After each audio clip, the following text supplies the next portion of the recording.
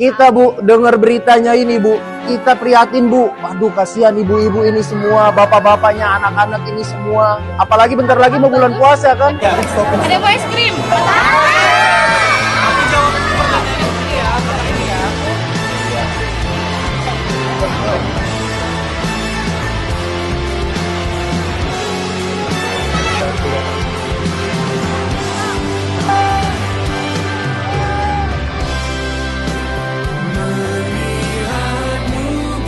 Apalagi sebelum bulan puasa, kita biasanya yang laki-laki bawa pulang daging, kalau enggak ikan.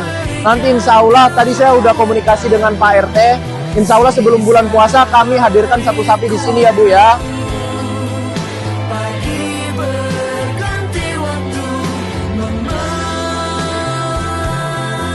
PT IKA 83, mantap!